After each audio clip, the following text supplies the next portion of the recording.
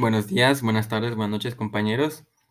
A nuestro equipo nos tocó el tema de AINES y está conformado por Isis Danae Pérez López, Evelyn Edith Ramos Plasencia y su servidor Arturo Miguel Gallego Sánchez. Comenzando y recordando que el proceso de inflamación tiene cuatro resultados: calor, dolor, edema y eritema. Aquí está involucrado muchos mediadores químicos, quimiotaxis y células, pero aquí la única vía que nos va a ser relevante son las prostaglandinas. Y no se muestra en la imagen, pero recordemos que la fosfolipasa A degrada lípidos de la membrana y nos forma ácido araquidónico, que posteriormente por las ciclooxigenasas, ya sea la 1 o la 2, nos da la PGG, y por unas peroxidasas o de manera espontánea, PGH. Este es muy inestable y la PGH nos va a dar las prostaglandinas que ya conocemos, como es tromboxanos, PGE, PGF, PGD y PGI, o también conocida como prostaciclina. Lo relevante de esta imagen es que, bueno, se dice que la COX-1 funciona más de manera basal y funciones más fisiológicas.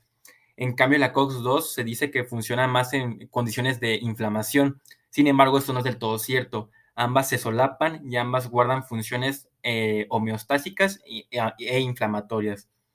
También se menciona que la PGE y la PGI o prostaciclina son las más involucradas en el proceso de inflamación. Sin embargo, dependiendo del receptor y el sitio en el que van a actuar, todas pueden estar involucradas. Comenzando con los salicilatos y más específicamente el ácido acetilsalicílico, es que lo relevante de esto es que son inhibidores no selectivos y no compiten por la COX, en el sitio de la COX. Más que nada son inhibidores irreversibles de la COX porque van a acetilar el sitio. Esto es muy importante. A dosis bajas son cardioprotectores y a dosis más altas son antiinflamatorios, antipiréticos y analgésicos como cualquier otro AINE. Se absorben de manera rápida, vía oral, en estómago e intestino proximal, el 80-90% según a proteínas, y se distribuye a todos los tejidos de manera uniforme. Se metaboliza en ácido salicílico y luego otros salicilatos. La semivida del ácido acetilsalicílico es de 30 minutos y 2 a 3 horas del salicilato, pero puede llegar incluso hasta 12 en dosis muy altas y 18 si es una intoxicación. Se usa de manera analgésica y antipirética, pero si queremos una función más antiinflamatoria requiere dosis mucho más altas. Se puede usar como cardioprotección a dosis bajas y tiene especialmente otros salicilatos usos locales de manera tópica. La dosis analgésica y antipirética es de 325 a 1000 miligramos vía oral cada 4 a 6 horas. Para que haga función antiinflamatoria es de 4 a 8 gramos. Sin embargo, la FDA nos dice que la dosis máxima es de 4 gramos. Y para que haga su función cardioprotectora se usa menos de 100 miligramos al día. ¿Por qué se dice que es cardioprotectora? Porque como inhibe de manera irreversible las COX y más que nada la función de las ciclooxigenasas va a depender de qué tan rápido se haga el recambio de las proteínas, va a depender en la que vuelvan a funcionar. Pero las plaquetas, que son una gran fuente de tromboxano A2, como ya no van a tener esta disponibilidad de volver a producirlas, va a haber una inactivación muy grande de las plaquetas y va a depender del recambio de las plaquetas para que vuelvan a tener su función de producción de tromboxanos. Entonces, por eso es muy útil de manera de cardioprotección. ¿Qué contraindicaciones hay? Pues trombocitopenia, hemofilia, historial de sangrados gastrointestinales o úlceras pépticas activas, ya que esta puede predisponer mucho a sangrados, el ácido acetilsalicílico. Trastornos renales, molestias gastroduodenales, los asmáticos y deficiencia de glucosa 6-fosfato deshidrogenasa, principalmente en eritrocitos. El embarazo, principalmente el último trimestre, y los niños en general, porque puede predisponer a adquirir síndrome de Reye. No es una causa, pero se ha visto asociado. Los efectos secundarios y la toxicidad, principalmente hay una ototoxicidad, hemorragias por esto de la inactivación de las plaquetas, la intoxicación por salicilatos, que pues se caracteriza por hiperpnea e hiperpirexia de incluso hasta más de 40 grados centígrados, convulsiones, psicosis, incluso delirio, alcalosis respiratoria y acidosis metabólica, efectos metabólicos, endocrinos y, como les había mencionado, peligroso en el último trimestre de embarazo. Comenzando con los derivados del paracetaminofenol, principalmente es el paracetamol, que estos son inhibidores igualmente no selectivos de la COX. Actúa en el sitio del peróxido de la enzima, por eso también se puede diferenciar de los otros AINES, va a actuar en ese sitio. Tiene efectos analgésicos antipiréticos, pero no actúa como antiinflamatorio a dosis terapéuticas, por eso algunos lo consideran como que no es un AINE como tal. Tiene una gran disponibilidad oral, una distribución uniforme y eliminación principalmente renal. La concentración máxima en 30 a 60 minutos es la que se da y las semivida de 2 horas. Sufre una N-hidroxilación y forma el N-acetil, benzoquinona y mina, que este es un metabolito hepatotóxico. Esto es muy relevante. Y se contrarresta por el glutatión en el hígado. Y se usa con función analgésica antipirética y es útil en pacientes que no toleran el fármaco anterior, el ácido acetil salicílico, y se usa en niños con enfermedad febriles. Analgésico antipirético es de 325 a 650 miligramos vía oral cada 4 o 6 horas y los niños de 10 a 15 miligramos por kilogramo. La dosis máxima es de 4 gramos al día o de 2 en alcohólicos. ¿Por qué? Porque recordemos que el glutatión es la que va a contrarrestar el metabolito tóxico. En alcohólicos se dice que este sistema enzimático está disminuido. Entonces las contraindicaciones es en alcoholismo, desnutrición, anorexia y en trastornos y enfermedades hepáticas y renales, principalmente hepáticas, porque es muy tóxico para el hígado. Así que los efectos secundarios, al igual que los de los otros AINES, como hipertensión, gastrointestinales, erupciones, alergias, aquí es muy relevante la hepatotoxicidad, así que es muy hepatotóxico este fármaco. Vamos a continuar con los derivados del ácido acético. Vamos a ver que estos son inhibidores no selectivos de la ciclooxigenasa y tienen aplicaciones para dolores musculares, dolores articulares, cefalea y fiebre, pero también se pueden utilizar para aliviar el dolor agudo, moderado a severo. Entre los derivados del ácido acético vamos a tener a la indometacina, al sulindaco, etodolaco, tolmetina, ketorolaco y diclofenaco. Comenzando por la indometacina, por parte de su farmacocinética vemos que este tiene una muy buena biodisponibilidad oral, además de que va a experimentar un metabolismo enteropático. Su semivida es de 2 a 5 horas y vamos a ver que su concentración en el líquido sinovial va a ser casi igual a la del plasma después de 5 horas de haber tomado el medicamento. Entre sus aplicaciones, pues vemos que este tiene propiedades antiinflamatorias, analgésicas y antipiréticas, que son muy parecidas a la de los salicilatos e incluso 20 veces más potente que el ácido acetilsalicílico. Este puede utilizarse para una fiebre que sea resistente a otros medicamentos, pero también se puede utilizar en lactantes prematuros para el cierre del conducto arterioso. La dosis que se recomienda en adultos usualmente es de 25 a 50 miligramos de 2 a 3 veces al día y en lactantes va a ser de 0.1 a 0.25 miligramos por kilogramo cada 12 horas vía intravenosa. Algunas de las contraindicaciones que tenemos van a ser en ancianos que tengan epilepsia, trastornos psiquiátricos o que tengan enfermedad de Parkinson, así como personas que tengan úlcera péptica o sangrado gastrointestinal, pues porque esto lo puede agravar, además de insuficiencia renal, insuficiencia cardíaca y mujeres embarazadas. Pasando al ketorolaco, vamos a tener que en su farmacocinética tiene una rápida absorción oral, también puede ser administrado vía intramuscular o intravenosa y este experimenta un metabolismo hepático mediante conjugación con glucurónido. Su semivida es de 2 a 6 horas y su concentración en líquido sinovial va a ser muy similar a la del plasma. En sus aplicaciones vemos que se utiliza para dolor por enfermedades crónicas como artritis reumatoide, osteoartritis y fibromialgia y se puede utilizar en pacientes operados como analgesia obstétrica sistémica también y pues en general dolores musculares. La dosis que se recomienda intramuscular es de 30 a 60 miligramos, intravenosa de 15 a 30 miligramos y oral de 10 a 20 miligramos, pero este también puede ser tópico o en usos oftálmicos. Algunas de las contraindicaciones que tenemos es que no se utilice en pacientes que tengan úlcera péptica o sangrado gastrointestinal, en personas que tengan insuficiencia renal, embarazadas y lactancia, o personas que tengan hipersensibilidad a este o incluso asma. Algunos de los efectos secundarios que se pueden presentar es somnolencia, mareo, cefalea, dolor abdominal, dispepsia y náuseas. Ahora, hablando del diclofenaco, vemos que este es uno de los más importantes. Este tiene una rápida absorción, este se une a proteínas, principalmente a la albúmina, y experimenta un metabolismo hepático por CYP2C para formar su metabolito activo, la 4-hidroxidiclofenaco, y su semivida es de 1 a 2 horas, además de que este se va a encontrar en el líquido sinovial casi después de la administración oral. Se aplica principalmente para enfermedades crónicas como artritis reumatoide, osteoartritis, espondilitis anquilosante, dolor, dismenorrea primaria y migraña aguda. La dosis que se recomienda oral es de 100 a 200 miligramos. En caso de que sea migraña, este se aplica como polvo de 50 miligramos, que va a estar disuelto en agua, pero también puede tener un uso tópico en gel o un parche transdérmico. Algunas de sus contraindicaciones, como ya hemos visto, es úlcera hepática o sangrado gastrointestinal, insuficiencia renal, insuficiencia cardíaca, embarazadas y lactancia, o hipersensibilidad por la aplicación tópica principalmente. Pasando a otros derivados, encontramos primero al sulindaco, el cual se creó como una alternativa a la indometacina que fuera igual de eficaz pero menos tóxica. Vamos a ver que este tiene una semivida de 7 horas y del sulfuro, que es un metabolito activo, puede durar hasta 18 horas. Se utiliza principalmente para artritis reumatoide, artrosis, espondilitis anquilosante, tendonitis o bursitis e incluso dolor de los hombros.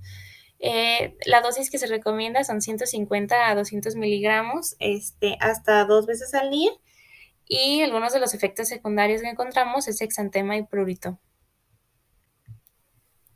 Pasando al etodolaco, vemos que este se puede utilizar para analgesia posoperatoria, que dura aproximadamente 6 a 8 horas, pero también se utiliza para artrosis, artritis reumatoide y dolor de leve a moderado.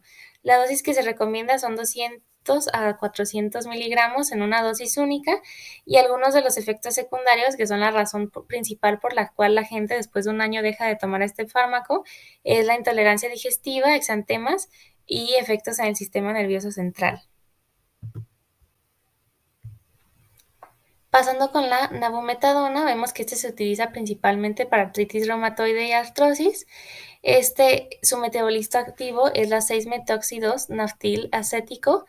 Tiene una semivida de hasta 24 horas, su dosis recomendada son 1000 miligramos, y algunos de sus efectos secundarios son dolor abdominal tipo cólico, diarrea, exantemas, cefaleas, mareos y pirosis. Por último, la tolmetina vemos que se utiliza para artrosis, artritis reumatoide y espondilitis anquilosante. Este también se acumula en el líquido seminovial aproximadamente después de 2 horas. La dosis que se recomienda son de 200 a 600 miligramos, y los efectos secundarios pues son úlceras gástricas y efectos en el sistema nervioso central muy parecidos a los de que tiene la indometacina. Además, se recomienda administrar junto con comidas, leche o antiácidos para disminuir las molestias abdominales. Pasando con otro grupo de fármacos, como son los fenamatos, tenemos al ácido mefenámico, que es el principal fenamato, pero también podemos encontrar otros como el meclofenamato y el ácido flufenámico. Estos tienen aplicaciones muy similares y son muy parecidos, pero hablando específicamente del ácido mefenámico, tenemos que este va a tener una absorción muy rápida vía oral, va a experimentar un metabolismo hepático, su semivida es de 2 a 4 horas, y algunos incluso pueden atravesar la barrera hematoencefálica. Algunas de sus contraindicaciones son que puede presentarse en pacientes con úlcera péptica o sangrado gastrointestinal. No es recomendable tampoco para personas que tengan insuficiencia renal, insuficiencia cardíaca o asma, y algunos de sus efectos secundarios, el más común es que dé diarrea y puede incluso presentar anemia hemolítica autoinmunitaria, pero es muy, muy extraño. Algunas de sus aplicaciones son la dismenorrea, dolor en lesiones de tejidos blandos, artritis reumatoide y artrosis, y la dosis que se recomienda usualmente son de 250 a 500 miligramos. Muy bien, ahora vamos a comenzar con los derivados del ácido propiónico. Para que sea más fácil identificarlos y a su vez memorizarlos, pues vamos a tener en cuenta que esta familia tiene la peculiaridad de que terminan en eno. Algunos ejemplos es ibuprofeno, naproxeno, ketoprofeno. El único que no tiene como esta característica es la oxaprocina.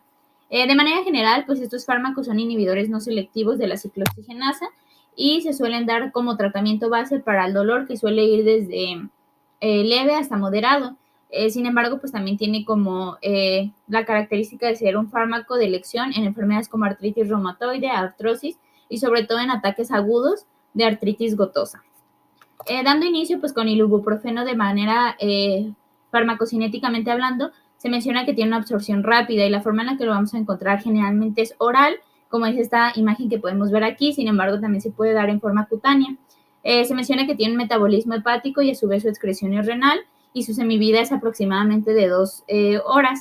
Se menciona también que tiene un equilibrio lento en el espacio sinovial. Esto quiere decir que se mantiene más en el espacio sinovial que lo que se mantiene en torrente sanguíneo, y por eso es que es un fármaco de elección en tratamiento de enfermedades como ataques agudos de artritis gotosa. Sus aplicaciones, pues mayormente es analgésico o antiinflamatorio propiamente, y se suele dar como en cefaleas, dismenorreas, dorsalgia, afectaciones óseas, como un ejemplo que les mencioné anteriormente, y dolor postoperatorio. Las dosis, pues va a depender meramente si lo queremos dar como un fármaco analgésico o antiinflamatorio. Si es analgésico, la forma más común o la que normalmente nosotros consumimos, sobre todo como cuando tenemos un dolor de cabeza, etcétera, es de 200 miligramos aproximadamente. Sin embargo, pues ya en casos como el dolor un poquito más moderado, se suele dar incluso de 400 miligramos. Ya como tratamiento antiinflamatorio, sobre todo dirigido hacia artritis reumatoide y artrosis, ya son dosis mayores a 800 miligramos. Como efectos secundarios y pues características que tenemos que tener en cuenta es que pues causa trombocitopenia, exantemas, cefaleas, mareos, visión borrosa y en algunos casos ambliopía tóxica.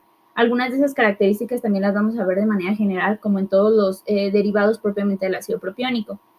También muy típico de los AINES es el angioedema, y también se menciona que tiene retroactividad con broncoespástica con el ácido acetil salicílico. Esto quiere decir que no se debe de recetar de manera conjunta con este fármaco. A su vez también se menciona que disminuye propiamente los efectos cardioprotectores pues, del ácido acetil salicílico.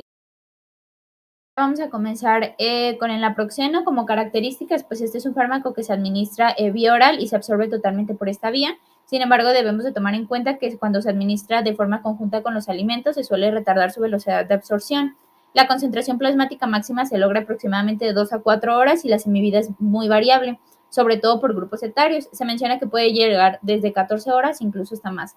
Este fármaco es eliminado meramente por el riñón, y es muy importante que tengamos en cuenta también que tiene la capacidad de cruzar por la placenta e incluso por la leche al momento en que las mujeres están amamantando. Entonces es muy importante que debamos de tenerlo en cuenta al momento de recetarlo, sobre todo este grupo de personas.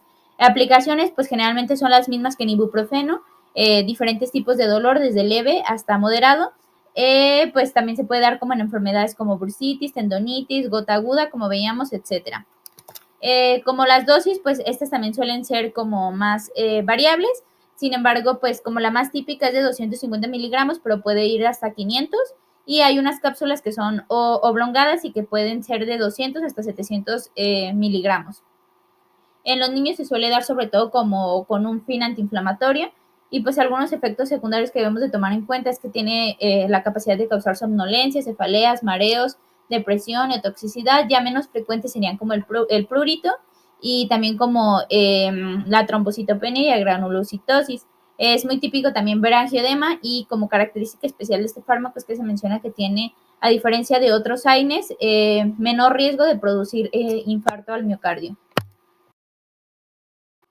En otros derivados tenemos el fenoprofeno, que se suele dar en casos de dolor, sensibilidad, inflamación y rigidez causada sobre todo por osteoartritis. Se suele dar en dosis de 200 miligramos e incluso de hasta 600 miligramos. Se ha mencionado que en 15% de los pacientes que consumen este fármaco hay efectos secundarios gastrointestinales, sobre todo como úlceras, hemorragias o perforaciones propiamente al intestino. El ketoprofeno tiene la peculiaridad de, además de inhibir la ciclooxigenasa, suele antagonizar también las acciones de la bradicinina. Tiene efectos gastrointestinales similares al fenoprofeno, sin embargo, se pueden reducir si se consume en conjunto con comidas o antiácidos. Sus dosis van de 25 miligramos hasta incluso 75 miligramos. Luego tenemos el flurbiprofeno, que se suele dar en forma de comprimidos o incluso en soluciones oftálmicas, las cuales se suelen utilizar para la miosis transuspiratoria.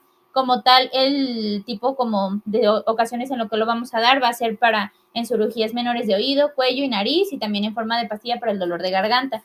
Sus dosis van de 200 a 300 miligramos, y pues ya en el caso de la oxaprozazina, su concentración plasmática máxima se alcanza de 3 a 6 horas después de la administración oral. Sus dosis van de 600 a 1800 miligramos, y como tiene una vida media de muy grande de 40 a 60 horas, se suele recetar únicamente una vez al día. Ya para finalizar tenemos los derivados de ácidos fenólicos o derivados de oxicam. Característica típica de estos fármacos es que terminan en cam. Dando inicio con piroxicam, esta inhibe la ciclooxigenasa y también la activación de los neutrófilos. Asimismo, también inhibe la protoglucanasa y colagenasa propiamente del cartílago. Se absorbe completamente vía oral y tiene un tiempo de vida media muy grande, va desde 45 minutos hasta 20 horas. Es excretado en la orina y en las heces. Aplicaciones se suele dar sobre todo como tratamiento de artritis reumatoide y artrosis e incluso pues como analgesia aguda. Las dosis pues habitualmente son pequeñas, de 20 miligramos, debido propiamente a su semivida prolongada. Efectos secundarios sobre todo son gastrointestinales como gastritis y sangrados intestinales. Sin embargo, en casos como más aislados se ha visto también insuficiencia cardíaca congestiva, cirrosis hepática y algunas enfermedades renales como síndrome nefrótico, glomerulonefritis, etc. Ahora tenemos el meloxicam, que como tal se menciona que tiene cierta selectividad por la ciclooxigenasa 2, sin embargo también puede inhibir propiamente la ciclooxigenasa 1. Su dosis aproximadamente es de 7.5 a 15 miligramos por día y se suele dar como tratamiento para aliviar el dolor, sensibilidad, inflamación y la rigidez causada propiamente por la osteoartritis. Efectos secundarios típicos pues son lesiones gástricas, sensaciones de malestar como náuseas o vómitos, flatulencias y dolor abdominal. Ya para terminar, tenemos a los COX-2 selectivos. Vamos a hablar de Celecoxib porque es el que está disponible en el mercado. No se conoce su biodisponibilidad oral, su concentración máxima es de 2 a 4 horas y su semivida es de 11. Se metaboliza principalmente en hígado y se elimina en heces y riñón. Se aplica para dolor agudo, en osteoartritis, artritis reumatoide, espondilitis y su dosificación es de 100 a 200 miligramos al día. Se dice que las manifestaciones gastrointestinales son mucho menores, pero puede afectar al sistema cardiovascular, porque se dice que la COX-2 es una gran fuente de prostaciclina, una prostaglandina principalmente vasodilatadora, aunque hay otras manifestaciones como desmineralización ósea o retrasos en la cicatrización. Eso fue todo por nuestra parte. Muchas gracias.